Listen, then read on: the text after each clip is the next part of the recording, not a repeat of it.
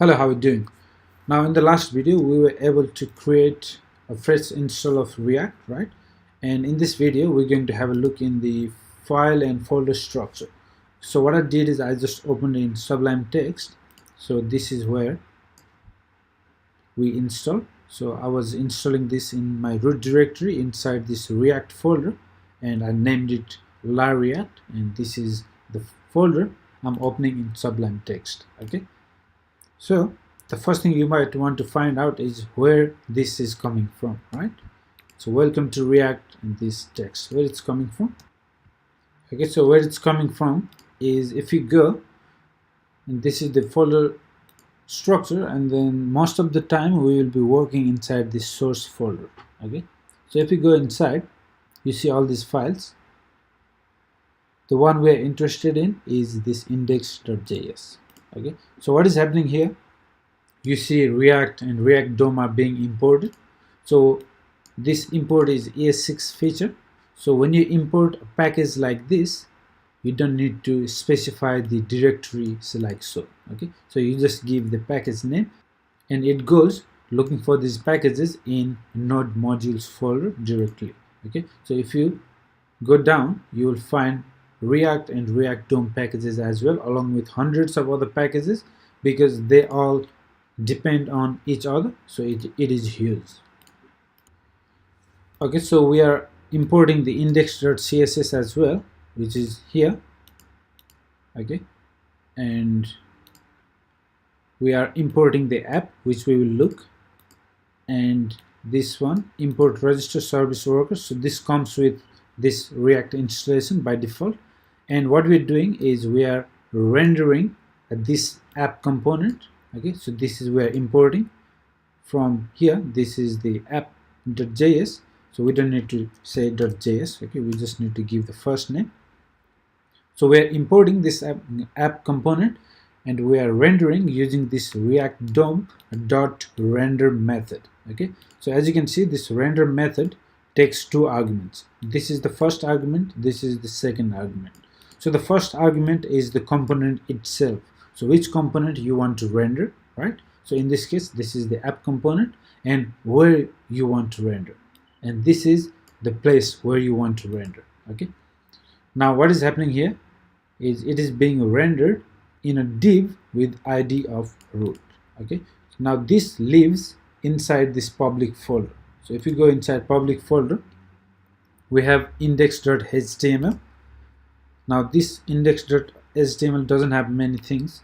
Let's get rid of this comment just so that it is easy to read. Okay, so let's get rid of the comment. So this one has this simple head section, and it has this div with ID of root. Now this is where the entire React application is being rendered. Okay, so this is what you see here. So if you go right click on the page source, this is all we see. Okay, because the React application is being rendered in this div with ID of root. Okay, so let's have a look at this application, right? Let's do that. Let's go to app.js, and this is what is being rendered in the front page, this one.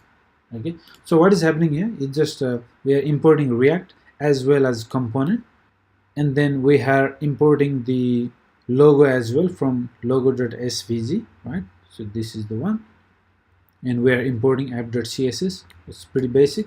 Now we have this class, and we have this render method. Now this is one of the React lifecycle method. Okay, there are a couple of more, and we're going to learn them step by step.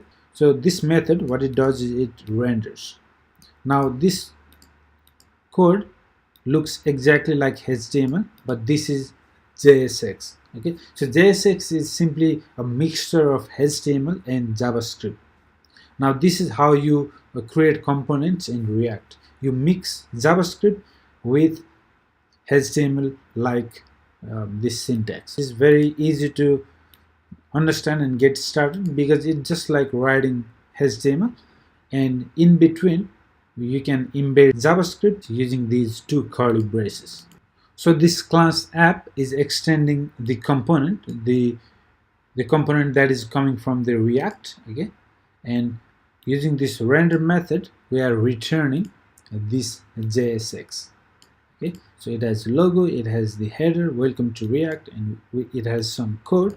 This is what you see here. Okay, so let's get rid of this. In fact, let's try changing it. Okay, let's change this and have a look. So as soon as the React component changes, okay, it will reload the application automatically. Okay, we are working in a small screen, but you will see as soon as I save, I don't need to reload, refresh, or anything. It just happens. Okay, as you can see, the change is reflected directly. Now we don't really need the logo and CSS, so let's get rid of this and make it simplified so that we can start writing our own code. Okay, so let's just have this div and let's just write we will be back.